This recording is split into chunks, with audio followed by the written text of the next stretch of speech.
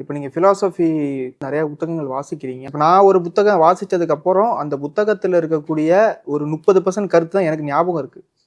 ஒன்று அதை நோட்ஸ் எடுத்து வச்சுருக்கணும். ஸோ இவ்வளோ புத்தகங்கள் வாசிக்கிறீங்க, ரிசர்ச்சுக்குமே நிறைய புத்தகங்கள் வாசிச்சிருப்பீங்க. இப்போ முஸ்லீம் வாழ்க்கையை பற்றி எழுதுறீங்கன்னா அதை பற்றி கேட்டிருப்பீங்க, வாசிச்சிருப்பீங்க. ஸோ இதெல்லாம் ஒரு நோட்ஸாக எடுத்து எப்படி ஃபிக்ஷனுக்குள்ளே இதை கொண்டு வரீங்க? டெய்லி எழுதுகிற அந்த மாதிரி பழக்கம் இன்னும் வரல. ஆனால் ஒரு சிறுகதையோ இதுவோ எழுதுறதுனா முதல் இன்ஸ்பிரேஷன் இருக்குல்ல, அது வந்து எப்போதுமே ஒரு இமேஜ் அல்லது ஒரு ஒரு காட்சியாக தான் இருக்கும். அதுக்கப்புறம் நான் தொடர்ந்து வந்து எனக்கு நேச்சுரலாக ஏதாவது ஒரு மியூசிக் வந்து அது இவோக் பண்ணும். அந்த மியூசிக்கை நான் திரும்ப திரும்ப கேட்டுகிட்டே இருப்பேன். அது வந்து எப்போதுமே இந்த வெஸ்டர்ன் கிளாசிக்கல்லாம் இருக்கணும்னு கிடையாது. அந்த போர்க்ரோஸ்ட்னு ஒரு கதை எழுதினேன். அந்த கதை எழுதும்போது இந்த காவால் ஐயா பாட்டு தான் நான் திரும்ப திரும்ப கேட்டேன். அதில் கூட மென்ஷன் பண்ணியிருக்கேன். ஆமாம், அது ஸோ ஏதோ ஒன்று அந்த டைமில் அந்த மியூசிக் இவோக் பண்ணக்கூடிய இது இருக்கும். அதை திருப்பி கேட்கும்போது அது என்ன பண்ணுன்னா, நம்ம டெய்லி லைஃப்குள்ளே போய் வேறு விஷயங்கள் பண்ணிவிட்டு திருப்பி அந்த பாட்டை கேட்கும்போது நம்ம அந்த கதையோட மூடுக்கு வந்துட்டோம் அப்படின்னு. அந்த கதைக்கு ஒரு தீம் மியூசிக் போட்ட மாதிரி தான். ஸோ அந்த மாதிரி ஏதாவது ஒரு மியூசிக் ஒரு கண்டினியூஸாக கேட்டுட்ருப்பேன். அப்புறம் ஒரு கட்டத்தில் உட்காந்து எழுத ஆரம்பிக்கிறது. அதாவது ஒரு கதையோட எப்போதுமே ஒரு இனிஷியல் ஒரு பேஜோ 2 பேஜோ வந்து ரொம்ப ஸ்லோவாக தான் இவால்வ் ஆகும். அதை திரும்ப முதல்ல ஒரு பேரா எழுதினேன்னா அதை வந்து அடுத்த வாட்டி உட்காரும் போது அதை பார்த்து திருத்தங்கள் பண்ணி அதுலேருந்து கண்டினியூஸாக அடுத்த இது எழுதுவேன். ரேராக சில கதைகள் நல்ல ஃப்ளோவாக எழுதுனது உண்டு. ஆனால் பொதுவாக அந்த இனிஷியல் ஒரு கதையை வந்து பாதியாக பிரிக்கலான்னா முதல் பாதிக்கு தான் 80% டைம் ஆகும், 2வது பாதி ரொம்ப சீக்கிரம். ஆனால் எனக்கு கதையோட எண்டு வந்து என்னவா இருக்கும் அப்படின்னு ஒரு சின்ன ஐடியா இருக்கும். அப்புறம் கதை எழுதி வரும்போது அந்த எண்டு ஒர்க் ஆகுமா இல்லையா அப்படின்னு தெரியும். அப்போ நான் கொஞ்சம் அதில் மாறுதல்கள் பண்ணுவேன். ஆனால் ஒரு கதையோடைய ஸ்டார்டிங்கும் எண்டிங்கும் அதில் வரக்கூடிய மேஜர் இமேஜஸ் இருக்குல்ல, அதனுடைய அட்மாஸ்பியர் அது கொடுக்கக்கூடிய. அப்புறம் எப்போதுமே ஒரு இடம் இருக்கும், அந்த கதையோடைய பின்புலம்னு ஒன்று இருக்கும். அதுலேருந்து நிறைய இமேஜஸ்னால் என்னுடைய கதைகள் வந்து ஒரே அடியாக ஒரு கிளைமேக்ஸ் நோக்கி ஸ்ட்ரைட்டாக போயிட்டுருக்கிற மாதிரி இருக்காது. என்னுடைய கதைகளில் நிறைய நடுவுலே ஹை பாயிண்ட்ஸ் வந்துக்கிட்டே இருக்கும். ஏன்னா என்னுடைய சிந்தனை பேட்டர்னே அப்படி தான் நான் கதைகளை அணுகிறேன். சிறுகதைங்கிறது நான் சமீபத்தில் ஒரு முன்னுரையில் கூட எழுதியிருந்தேன். என்னுடைய முரணை நம்பி எழுதும்போது அதுதான் ஒரு ப்ராட் ஸ்பெக்ட்ரத்தில் அது ஒரு விஷனாகவே மாறிடுது. இப்போ லைஃபே வந்து ஷாக்கிங்கான டக்குன்னு ரிவீல் ஆகக்கூடிய ஒரு முரண் அம்சம் கொண்ட ஐரணி கொண்ட ஒரு விஷயம் அப்படின்னு நீங்கள் பார்க்க ஆரம்பிக்கிறீங்க. ஒரு சிறுகதை பர்ஸ்பெக்டிவில் நீங்கள் உலகத்தில் எல்லா இதையும் அணுகிட்டு இருந்தீங்கன்னா எல்லாமே ஷாக்கிங் ரெவலேஷனாக தான் இருந்துக்கிட்டே இருக்கும். ஆனால் லைஃப் அப்படி இல்லை. லைஃப் கிராஜுவலாக மாறிக்கிட்டே இருக்கக்கூடிய ஒன்றா இருக்கலாம். லைஃப்பில் வந்து பல ஹை பாயிண்ட்ஸ் இருக்கலாம், லோ ஹை அப்படின்னு போகக்கூடியதாக இருக்கலாம், இல்லை ஹைலேயே நிற்கக்கூடிய எக்ஸ்பீரியன்ஸ் இருக்கலாம். ஸோ இந்த மாதிரியான எக்ஸ்பீரியன்ஸஸ்லாம் சிறுகதைக்குள்ளே கொண்டு வரதுக்கு இந்த ஃபார்ம் வந்து ஒரு லிமிட்டேஷன். ஸோ அதனால் எனக்கு வந்து ஒவ்வொரு வாட்டி எழுதி முடிக்கும் போதும் ஒரு ஹை பாயிண்டில் நிறுத்துவேன். அப்போ ஒரு கதையை எத்தனை வாட்டி எழுதி முடிக்கிறனோ அந்த அளவுக்கு அந்த கதையில் வந்து ஒரு இமேஜ் வந்திருக்கும்.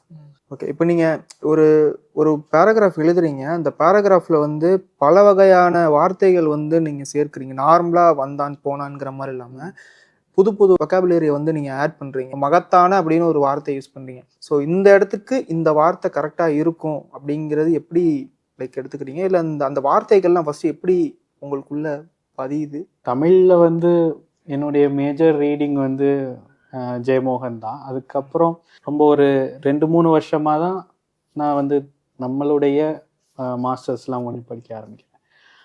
ஸோ உங்களுடைய லாங்குவேஜோட எனக்கு ஜெயமோகனோட லாங்குவேஜ் தான் அதிகமாக இன்ஃப்ளூயன்ஸ் ஆகிருக்கு.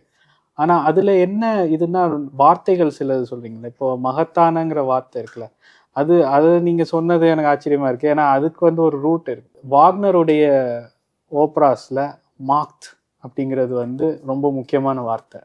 MACHT அப்படின்னு மாக்ட் அப்படிங்கிறது. அது வந்து ஜெர்மன் மொழியில் பவர்ஃபுல் அந்த அர்த்தம் தான். இப்போது நீச்சையோட வில் டு பவரில் இருக்கிறது வில் டிபா மாக்ட் தான். வில் தென் மாக்ட் அப்படின்றது. மாக்ட்டுங்கிறது அதுதான் ஜெர்மனும் ஃப்ரெஞ்சும் சேர்ந்து தான் இங்கிலீஷ் வருது இல்லையா. ஸோ இங்கிலீஷில் வந்து நிறைய ஜெர்மன் வார்த்தைகள் இதாகி வரும். ஸோ அந்த மார்க்து தான் மைட் அப்படின்னு ஆயிருக்கு, மைட்டி அப்படின்னு சொல்லக்கூடியது.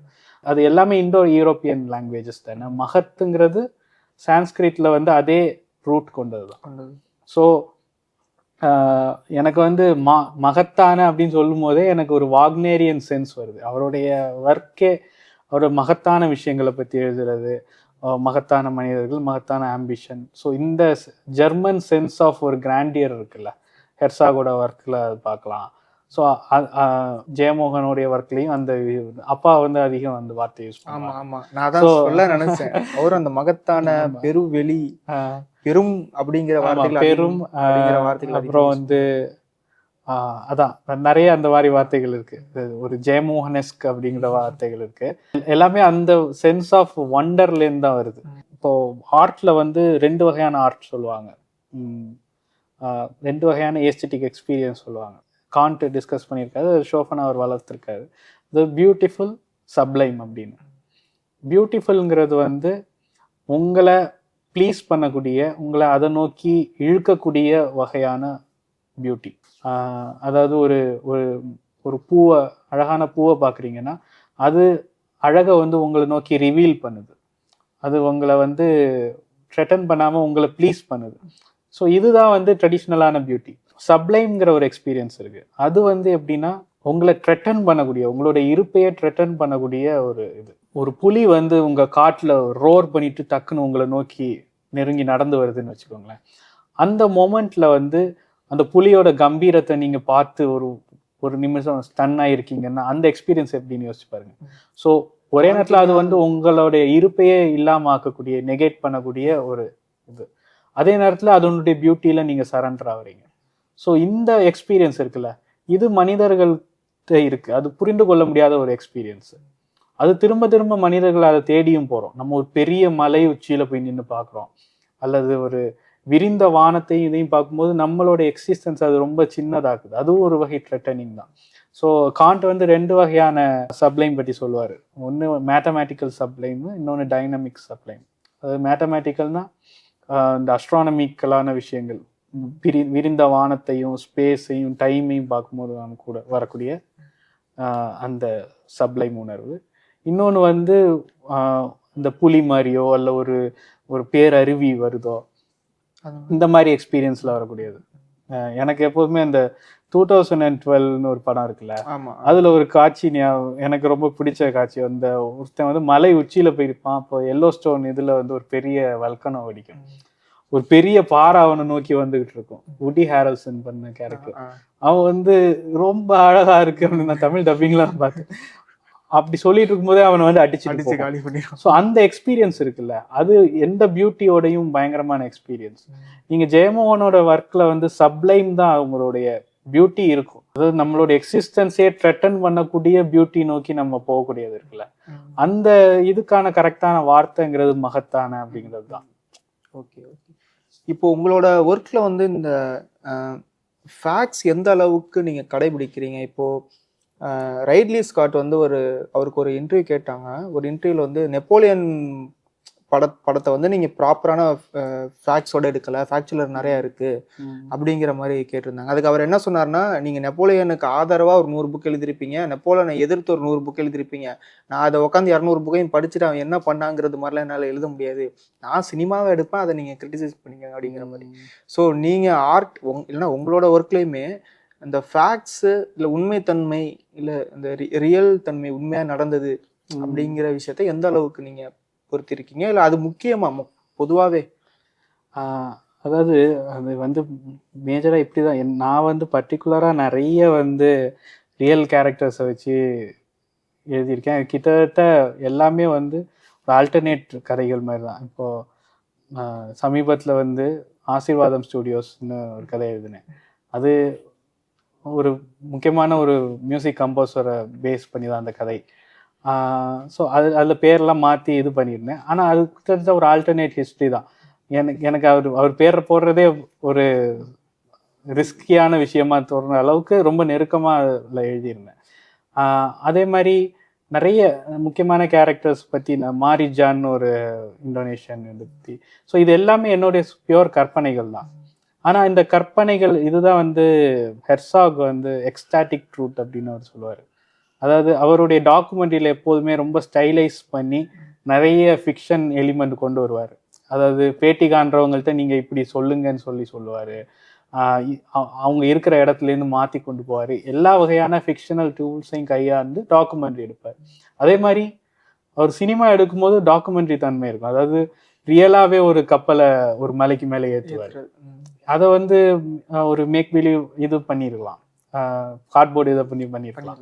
ஆனால் ஸோ இந்த இந்த இந்த இதை வந்து பிளர் பண்ணுறது இருக்குல்ல, அது அவர் நிறைய பண்றாரு. அதுல அவர் சொல்றது வந்து அந்த எக்ஸ்டாட்டிக் ட்ரூத்னு ஒன்று இருக்கு. அது வந்து ஃபேக்சுவலான ட்ரூத்துக்கும் மேலானது. அதுதான் கலை வழியா நம்ம அடையக்கூடியது. எது உண்மை அப்படிங்கிறது இருக்குல்ல. இப்போ வார் அண்ட் பீஸ்ங்கிறது உண்மையா பொய்யா அப்படின்னு கேட்டா பதில் சொல்ல முடியாது. ஏன்னா ஃபேக்சுவலா அது வந்து பொய். ஆனா அது சொல்லக்கூடிய ஒரு உண்மை இருக்கு. ஸோ அது பொய்ன்னு சொல்ல முடியாது, அது ஹிஸ்ட்ரின்னு சொல்ல முடியாது. ஆனா அது சொல்லக்கூடிய ஒரு உண்மை இருக்கு. ஸோ அந்த மாதிரி ஃபிக்ஷனுடைய ஏரியா அதுதான். அது வந்து ஃபேக்டை வந்து அப்படியே எழுதுறது இல்லை. அதே நேரத்தில் அதனுடைய இன்னர் சைடை பார்த்துட்டு அதை வெளிக்கொண்டு வரதுக்காக ஃபேக்டை வந்து தனக்கு ஏற்ற மாதிரி மாடிஃபையும் பண்ணி அதுதான் வந்து ஒரு ஃபிக்ஷன் பண்ணக்கூடியதுன்னு நினைக்கிறேன். இப்போ நீங்கள் மறுபூமி கதைகளை, மறுபூமின்னு இல்லை, பெரும்பாலான கதைகளில் வந்து நீங்கள் அந்த லேண்ட்ஸ்கேப்பை நிறையா விவரிக்கிறீங்க, டிஸ்கிரிப்ஷன் அதிகமாக அதுக்கு கொடுக்குறீங்க அப்படிங்கிற மாதிரி. இப்போ மறுபூமி கதையில் கூட அந்த பஷீருங்கிற கேரக்டர் வந்து அந்த பாலைவனத்தில் போய் அந்த பாலைவனம் என்னென்ன மாதிரிலாம் இருக்குது, குன்று இருக்குது, அதோட லேண்ட்ஸ்கேப்பை வந்து ரொம்ப தீவிரமாக ரொம்ப பெருசாக வந்து விவரிக்கிறீங்க. ஸோ அந்த கால் எப்படி எடுத்தீங்க? உங்களோட இதில் வந்து ஆக்ஷன், டயலாக், அந்த டிஸ்கிரிப்ஷன் இதை எப்படி பேலன்ஸ் பண்ணுறீங்க? ஏன்னா டயலாக் நிறைய இடத்துல கம்மியாக இருந்தது, ஆக்ஷனுமே வந்து உள்ளுக்குள்ளே நடக்கக்கூடிய அந்த ஒரு மொமெண்ட் அதிகமாக இருந்தது, அகத்துக்குள்ளே நடக்கக்கூடிய.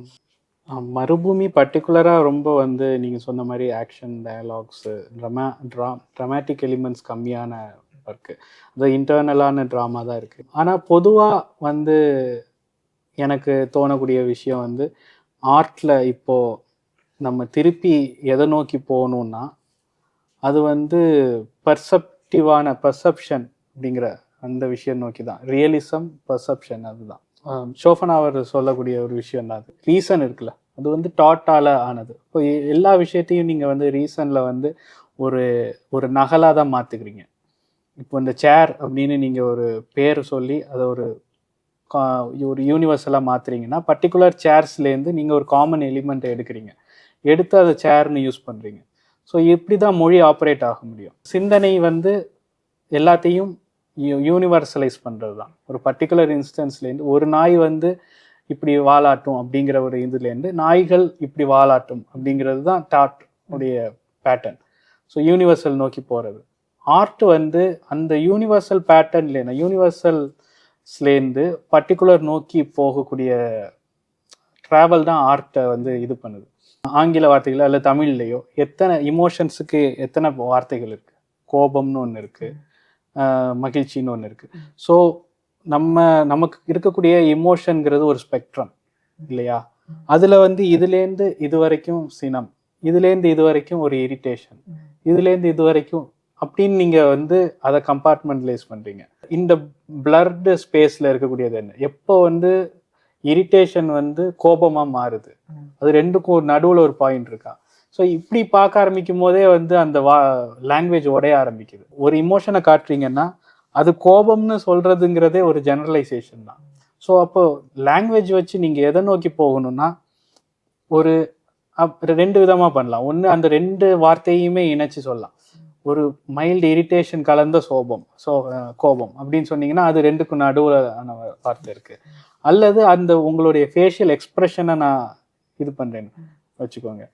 இப்போ இன்ஃபீரியர் ரைட்டர்ஸ் நிறைய பேர் பண்ணக்கூடியது ரஹ்மானுக்கு மிகுந்த கோபம் ஏற்பட்டது அப்படின்னு சொல்லிடுவாங்க. அந்த கோபம் வந்து ரஹ்மான் ஒரு பர்டிகுலர் பர்சனுக்கு நடக்கக்கூடிய அந்த இமோஷனுக்கு வந்து எந்த வகையிலையும் ஜஸ்டிஃபை பண்ணக்கூடியது இல்லை. பொதுவா அதை வந்து ரொம்ப பொதுமைப்படுத்தக்கூடிய. ஸோ விகடன்ல எழுதுற கதைகள்லாம் அப்படிதான் இருக்கும். ஸோ ரஹ்மான் பர்டிகுலரா எப்படி கோவப்படுவார், அந்த உடல்ல அந்த கோவம் எப்படி நிகழுது. ஸோ அதை தான் வந்து ஒரு ரைட்டர், அப்போ ரைட்டர் வந்து ஒரு பர்செப்டிவ் இது நோக்கி போகக்கூடியது இருக்குல்ல. ஸோ அதுதான் நீங்க வந்து சிற்பங்கள்லையும் இதுலையும் வந்து டீட்டெயில் நோக்கி போறீங்க. அதே மாதிரி லாங்குவேஜ் வச்சுட்டும் டீட்டெயில் நோக்கி பிசிக்கல் பர்செப்ஷன் நோக்கி போறது இருக்குல்ல, அதுதான் ஒரு ஆர்ட் பண்ண வேண்டியது. ஆர்ட் அதை இழக்க இழக்க ரியாலிட்டிலேருந்து வெளியே வந்துட்டே இருக்கும். அதனுடைய ஒரு பகுதியாக தான் வந்து ரியலிசம்ங்கிறது. எப்படிதான் நீங்க சொன்னாலும் ரியலிசம் தான் நவீன இலக்கியத்துடைய ப்ரோஸுடைய ஒரு அடித்தளம்.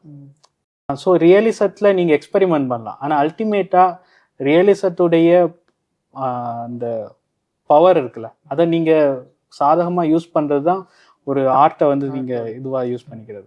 இப்போ கார்ல் யுங் வந்து என்ன சொல்லுவாருன்னா, மித்துக்கும் ஆர்கிடைப்புங்கிற ஒரு விஷயத்துக்கு வந்து முக்கியத்துவம் கொடுப்பாரு. ஆழ்படிமம் உள்படிமத்துக்கு வந்து முக்கியத்துவம் கொடுப்பாரு. மித்தாலஜிக்கு வந்து ஒரு பெரிய மதிப்பு இருக்கு, அதுதான் உங்களுக்கு லைஃப்ல மீனிங் கொடுக்குது அப்படிங்கிற மாதிரி கிரேக்க மித்தாலஜிலேருந்து நிறைய ரெஃபரன்ஸ் கொடுப்பாரு. ஸோ அதுதான் வந்து உங்களுக்கு பாயிலேருந்து மேஸ்குலினாக மாற்றுது அப்படிங்கிற மாதிரி இந்த ஜேம்ஸ் வாலிஸ் அந்த மாதிரியான ஆட்கள்லாம் யுங்கியன்ஸ் நிறைய பேர் சொல்லுவாங்க. ஸோ இப்போ இந்த போஸ்ட் மாடர்னிசம் பற்றி நீங்கள் பேசுறதுனால இப்போ இந்த மெட்டா நரேட்டிவ் அவங்க உடைக்கிறாங்கல்ல, அதை பற்றி எப்படி நினைக்க? அது மெட்டா நரேட்டிவ் உடைக்கும் போது எல்லாமே ஃப்ராக்மெண்ட் ஆகும்போது இப்போ எனக்கு வந்து எதுவுமே மீனிங் இல்லைங்கிற மாதிரி அதில் அப்படிதான் மீன் பண்ணுறாங்களா, இல்லை நான் தப்பாக புரிஞ்சுக்கிறேன்னா? முக்கியமாக அவங்க வந்து மாடர்னிஸ்டில் கிரிட்டிக் பண்ணி தான் அந்த இதை கொண்டு வராங்க. அதாவது இப்போ ரிலீஜியனை ஒரு மேஜர் நரேட்டிவாக சொல்லி அதை வந்து கிரிட்டிசைஸ் பண்ணுது. ரிலீஜியனுக்கு வந்து எந்த எம்பரிக்கல் ப்ரூஃபும் இல்லை, அல்ல அந்த மாதிரி பல வகையான கிரிட்டிசிசம். மாரல் இதில் வந்து ஒரு மாரல் இதுக்கு எந்த கிரவுண்டும் கிடையாது, காடுங்கிற ஒரு இதை இது பண்ண முடியாது அப்படிங்கிறது. ஸோ சயின்ஸுடைய எவல்யூஷனில் அது ஆட்டோமேட்டிக்காக நிகழ்ந்தது. ஆனால் இந்த மாடர்னிட்டி வந்து சில விஷயங்களை வந்து கடவுளுடைய இடத்துல கொண்டு வைக்கிது. முக்கியமாக ஹியூமனிட்டிங்கிற ஒரு விஷயத்த, டிவைன் போய் ஹியூமன்கிற ஒரு விஷயம் வருது. ஸோ இந்த ஹியூமனிட்டிங்கிறது அவன் இன்பில்ட்டாக வந்து நல்லவன், அவனுக்கு வந்து பிரதர் ஈக்குவாலிட்டியும் இதுவும் அந்த ஃப்ரெஞ்சு ரெவல்யூஷனோட ஐடியல்ஸ் இருக்குல்ல, லிபர்ட்டி, ஈக்குவாலிட்டி, ஃப்ரெட்டர்னிட்டி, இதெல்லாம். ஸோ இதெல்லாம் என்லைட்டன்மெண்ட் வேல்யூஸ் அப்படின்னு கிரியேட் ஆகி, ஸோ இதுதான் வந்து மாடர்ன் பீரியடோடைய ஒரு டிரைவிங் ஃபோர்ஸாக இருந்தது.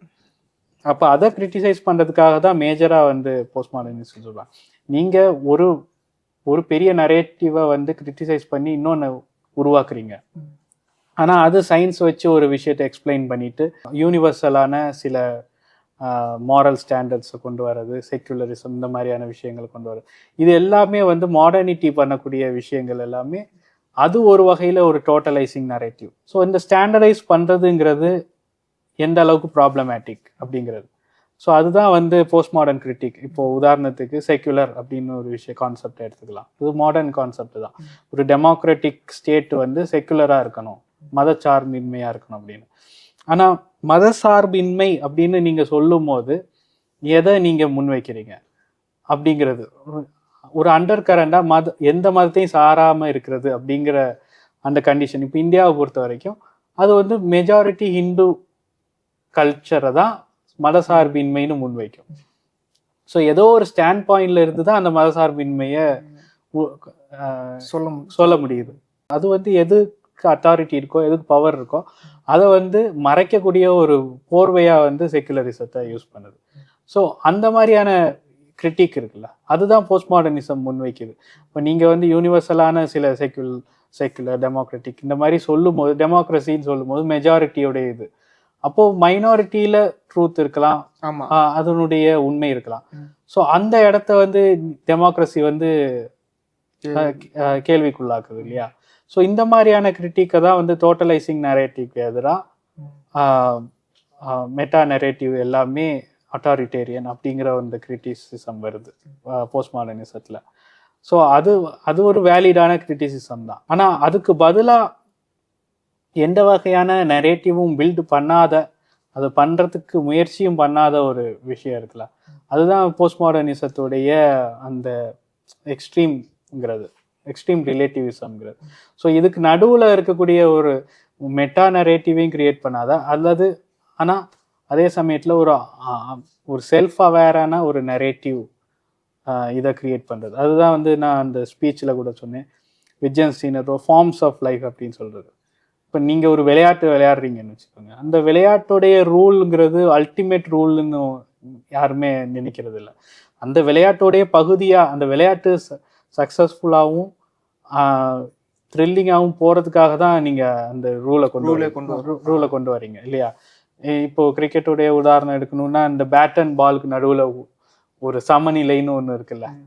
ஒரு பிச்சை நீங்கள் வந்து ஒரே நாளில் டெஸ்ட் மேட்ச் முடிகிற மாதிரி அமைக்க முடியும், அதே நேரத்தில் 10 நாள் ஆனாலும் ஒரு விக்கெட் கூட விழாத அளவுக்கு இது பண்ண முடியும். ஸோ இதுக்கு நடுவில் ஒரு சமநிலை தான் அந்த 5 நாள் டெஸ்ட்டை உருவாக்குது இல்லையா? அந்த மாதிரி எந்த வகையான இது வந்து அந்த லைஃபுடைய ஃப்ளரிஷிங்க்கு வந்து இதாக இருக்கும், அதுதான் வந்து அந்த நரேஷன் தான் ஹெல்த்தியான நரேஷன். நம்ம எழுதுறதுக்கு பின்னாடி நம்மளோட வாழ்க்கை சூழல், நம்ம மனநல வந்து இது வந்து ரொம்ப அதுக்கு இன்ஃப்ளூயன்ஸ் பண்ணுதோ நினைக்கிறேன். இப்போ சாமுவேல் பக்கெட் வந்து சின்ன வயசுல பெட்லேயே தான் படுத்திருப்பாரு, வெளியிலே போக மாட்டாரு. அவர் பணக்கார ஃபேமிலியில பிறந்திருந்தாலுமே ரொம்ப போர்டமையும் ரொம்ப லேசினஸையுமே அவர் உணர்ந்துட்டு இருந்தாரு. அவருக்கு வந்து ப்ரப்போஸ் பண்ண ஒரு பொண்ணை கூட நீ இருந்தா இல்லைன்னா அப்போ அப்படிங்கிற மாதிரி விட்டுட்டாரு. ஸோ அப்படி இருக்கிறதுனால தான் இப்படி இவர் எழுதுறாரு. அதாவது நீச்சேவோட பர்சனல் லைஃப் எடுத்துக்கிட்டாலுமே அவர் பிசிக்கலா நிறைய நோய்கள்லாம் வந்து பெட்லேயே இது மாதிரிலாம் இருந்திருக்காரு. அதனாலதான் அவருக்குள்ள அந்த ஒரு பேராற்றல், அந்த ஒரு சூப்பர் அந்த மாதிரியான ஒரு நரேட்டிவா வைக்கிறாரோ, அந்த மாதிரி ஒரு ஸ்டேட்மெண்ட் கொடுக்குறாருன்னு தோணும். நீச்சே வந்து ஒரு எக்ஸ்ட்ரீம்ஸ்குள்ள போகக்கூடிய ஒரு ஃபிகர் தான். அதாவது அவர் நீங்க வந்து சமநிலையா ஒரு ஒரு சீரியஸான பிலாசபரா பல விஷயங்கள் வந்து ஒரு எக்ஸ்ட்ரீம் வழியா ப்ரொவோக் பண்றது தான் அவருடைய எய்ம். அவர் ஒரு சிஸ்டத்தை பில்டு பண்ண பிலாசபர் கிடையாது. அவர்கிட்ட இருக்கிற சிஸ்டம் அப்படின்னு ஏதாவது சொல்லணும்னா அது ஷோஃபனாவர்டேந்து அவர் அடாப்ட் பண்ணிக்கிட்ட சிஸ்டம் தான். அது அப்படியே அந்த சிஸ்டத்தை அப்படியே எடுத்துட்டு அதில் வந்து ஒரு 180 டிகிரி டேர்ன் பண்ணவர் தான் ஷோஃபனாவர். வந்து அதுலேருந்து லைஃப் நெகேஷனுக்கு போகிறாரு, இவர் டோட்டலான அஃபர்மேஷன் போகிறாரு. ஸோ அதுதான் அந்த சேஞ்ச், அதுதான் நீச்சேயோடைய கோர் அப்படின்னு சொல்லலாம். ஸோ அதுலேருந்து இந்த வில் டு லிவ், நம்ம வில் டு பவர் நீங்கள் சொன்னீங்க இல்லையா, வில் டு லிவ் ஏன் பவராக மாறுது, வில் டு பவராக மாறுது அப்படின்னா, வில் டு லிவ் மேலே வைக்கக்கூடிய ஷோஃபனாவர் வைக்கக்கூடிய கிரிட்டிசிசம் வந்து அது வந்து வாழ்கிறதுக்கான விளைவை வந்து இது கொண்டிருக்கு அப்படின்னு, ஒரு சப்ஜெக்டை அல்லது ஒரு ஆர்கானிசத்தை நிலைநிறுத்துறதுக்கான விளைவு அப்படின்னு சுருங்கிடுது. நீச்சே வந்து அதை வில் டு பவர்னு மாற்றுறது வழியா அது வந்து என்னுடைய பர்சனல் சர்வைவலுக்கான வில் கிடையாது. நீச்சேவை பொறுத்த வரைக்கும் ஒரு சப்ஜெக்ட்னு ஒரு ஆள் கிடையாது, ஒரு கலெக்ஷன் ஆஃப் வில் தான் இருக்கு. ஸோ எனக்குள்ள மல்டிபிள் வில்ஸ் இருக்கு, அதில் எது இருக்கிறதுலே ஹையஸ்ட் பாசிபிள் வில்லோ அதை மேனிஃபெஸ்ட் பண்ணுறதுக்கு என்னுடைய மற்ற வில்லெல்லாம் நான் இது பண்ணுறேன். ஸோ நீச்சே மேலே வைக்கக்கூடிய கிரிட்டிசிசம் வந்து அவர் சொசைட்டியில் எல்லாரையும் எல்லாரும் பவர் வழியாக டாமினேட் பண்ணக்கூடிய ஒரு சூப்பர் ஹியூமனை சொல்கிறாரு அப்படின்னு சொல்லுவாங்க. ஆனால் அவர் வந்து அவருடைய ஜஸ்டிஃபிகேஷன் எதில் இருக்குன்னா, அவர் தனக்குள்ளேயே இருக்கக்கூடிய வீக்கர் வில்ஸை வந்து அதே ப்ரூட்டாலிட்டியோட அடக்கணும் அப்படின்னு சொல்கிறார். என்னுடைய ஹையஸ்ட் பாசிபிள் வில்லை மேனிஃபெஸ்ட் பண்ணுறதுக்கு என்னங்கிற சொல்ல இங்கே மிஸ்கைடிங்கான நான்னு ஒன்று கிடையாது அவரை பொறுத்த வரைக்கும். ஸோ அந்த ஹையஸ்ட் பாசிபிள் வில்லை மேனிஃபெஸ்ட் பண்ணுறதுக்காக மற்ற வில்ஸ் எல்லாம் நான் எனக்குள்ளேயே சப்டியூ பண்ணிக்கிறேன். ஒரு கிராண்ட் ஆம்பிஷன் இருக்குன்னு வச்சுக்கோங்களேன், ஒரு மலையோட உச்சியை போய் அடைகிறது தான் ஒரு கிராண்ட் ஆம்பிஷன் வச்சுக்கோங்க. இன்னொரு விளைவு வந்து ஒரு ஃபிசிக்கலாக வந்து ஒரு உணவுல வந்து இன்டல்ஜ் ஆகிறது அல்லது காமத்தில் இது பண்ணுறது, இதெல்லாம் வந்து இந்த வில்லெல்லாம் அடக்கிறது வழியாக தான் உடலை நீங்கள் வந்து ஃபிட் ஆக்கி அந்த மலை மேலே போய் ரீச் ஆக முடியும் இல்லையா? ஸோ இந்த ஹையர் வில்லுக்காக மற்ற வில்லெல்லாம் வந்து அதே ஃபோர்ஸோட நீங்கள் அடக்குறீங்க. நீச்சே வந்து அது சொல்கிறது வந்து வில் டு பவர்னு அந்த வில் மாறும் போது தான் அது உண்மையில அதுக்கான ஜஸ்டிஃபிகேஷன் கிடைக்குது. அப்போ அந்த இடத்துல என்ன வருதுன்னா, நீங்கள் என்னுடைய சர்வைவல், என்னுடைய ஃபிசிக்கல் பாடியோட சர்வைவல் கூட அந்த இடத்துல பார்க்க மாட்டேங்க. ஒரு மலை ஏறுறேன்னா அது பியூரா அந்த வில்லை மேனிஃபெஸ்ட் பண்ணுறதுக்காக தான். அது என் உடலை பாதிக்கும், என்னுடைய லைஃபுக்கே எகெயின்ஸ்ட் ஆனதுன்னா கூட அதை நான் பண்ணணும். நான் எப்போதும் நீச்சையை பற்றி சொல்லி கொடுக்கும்போது கதகளியில் வந்து ஒரு இடம் வரும், ராவணன் வந்து இந்த சந்திரஹாசத்துக்காக வேண்டிக்கிற ஒரு ஈவெண்ட், வாளுக்காக வேண்டிக்குவான். வேண்டிக்கிட்டு பிரம்மன் வரமாட்டான். அப்போ அவன் 10 தலைகள் இருக்குல்ல, அதில் ஒவ்வொரு தலையா வந்து அறுத்து அந்த யோக குண்டத்துல போட்டு அதை பயங்கர ட்ராமாட்டிக்காக காட்டுவாங்க. ஃபர்ஸ்ட் தலையை அறுப்பான், அறுத்து அதை போட்டு உடைச்சு அதுலேருந்து வரக்கூடிய அந்த பிரெயின், அந்த இது இருக்குல்ல உள்ள இருக்கக்கூடிய அதுலேயே வந்து அது தீ எரியும். அப்படி ஒவ்வொரு தலையா அறுத்து அறுத்து போடுவான். அறுத்து போட்டு உடைச்சு வேண்டிக்கிட்டே இருப்பான். அந்த தீ எரிஞ்சுக்கிட்டே இருக்கும். பிரம்மன் வரமாட்டான். கடைசியில அவன் வந்து எஞ்சி இருக்கிற ஒரு தலையும் அறுக்க போவான். அறுக்க போற இடத்துல பிடிச்சுக்குவான். பிடிச்சு அந்த வரம் கிடைக்கும் அவனுக்கு. ஸோ அந்த கேரக்டர் இருக்குல்ல, அப்போ இருக்கிற ஒரு தலையும் அறுக்கிறதுனா இது ரொம்ப முரணான ஒரு இது.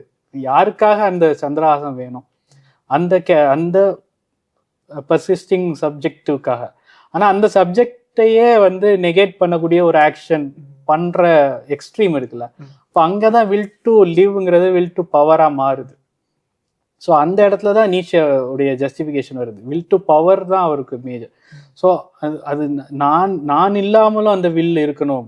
அப்போ என்னால் மேனிஃபெஸ்ட் பண்ண முடியாத ஒரு தருணம் வரும்னா நான் அந்த வில்லை கைவிட்டு அந்த என்னுடைய பீயிங்கையும் கைவிட்டு விலகி போகிறதுக்கும் அதுக்கு அந்த ஃபிலாசபியில் ஜஸ்டிஃபிகேஷன் இருக்கு. ஸோ இதுதான் அந்த வில் டு பவர்ங்கிறது. இப்போ நீங்கள் 3 புத்தகங்கள் எழுதியிருக்கீங்க. அதில் ஆரம்ப புத்தகங்களுக்கு உங்களுக்கு கிரிட்டிசிசம் வந்திருக்கும். அடுத்த 2 புத்தகங்களுக்கும் வந்திருக்கும். இப்போ முன்னாடி நீங்கள் கிரிட்டிசிசம் ஃபேஸ் பண்ண விதத்துக்கும் இப்போ அதில் எந்த அளவுக்கு நீங்கள் மெச்சூர்டாக அதை ஃபேஸ் பண்ணுறீங்க? 2 விஷயம் இருக்கு. ஒன்று இப்போ எழுதக்கூடிய எல்லாரையும் பயங்கரமாக கிரிட்டிசைஸ் பண்ணுற ஒரு சூழல்லாம் இல்லை. பெரும்பாலும் கண்டுக்காமல் இருக்கிறது தான் இது. நெகட்டிவாக ஒரு கிரிட்டிசிசம் வரதே ஒரு புக்குக்கு ஒரு பெரிய அடையாளம் தான். அப்படி வந்த புக்கெல்லாம் கொஞ்சம் தப்பிச்சுக்கும். ஸோ எனக்கு வந்து இயல்பா ஜெயமோகனுடைய சன் அப்படிங்கிற அந்த அட்டென்ஷன் வழியாக வந்ததுக்கும் அந்த கிரிட்டிசிசம் இருந்தது. அது என்னன்னா, மைத்ரிங்கிற ஒர்க் வந்து ரொம்ப தீவிர இலக்கியத்தில் எழுதுகிற ஒர்க்கோடைய ஒரு அன்யூஷுவலான ஒரு தொடக்கம். எப்போதுமே வந்து ஒரு டார்க்கான எக்ஸிஸ்டென்ஷியலான ஒரு ஒர்க்கில் தான் தொடங்குவாங்க எல்லா ரைட்டர்ஸும். ஸோ நான் இது டோட்டலாக ஆப்போசிட்டாக இருக்கிறனால இது வந்து எப்படி இதில் கதை அம்சம் என்ன இருக்குது? காதல் கதைனாலே நம்ம ஊரில் எளிய காதல் கதைன்னு சேர்த்து தான் சொல்லுவாங்க.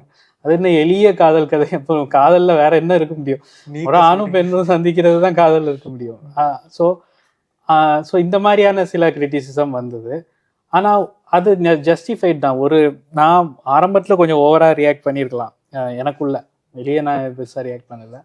ஆனால் ஒரு ரைட்டர் ஒரு முதல் ஒர்க்கை எழுதுறான்னா அவன் வந்து எந்த கான்டெக்ஸ்டையும் கிரியேட் பண்ணல. அப்போ அவனை வந்து எப்படி வச்சு ஜட்ஜ் பண்ணுவாங்கன்னா, ஏற்கனவே இருக்கக்கூடிய லிட்ரேச்சருடைய கான்டெக்ஸ்டில் தான் அந்த மைத்ரிங்கிற ஒரு புதிய நாவலை வச்சு, ஸோ இது மாதிரி எழுதிட்டு இருக்கிற சூழலில் இவன் இப்படி எழுதியிருக்கான் அப்படிங்கிறது வரும்.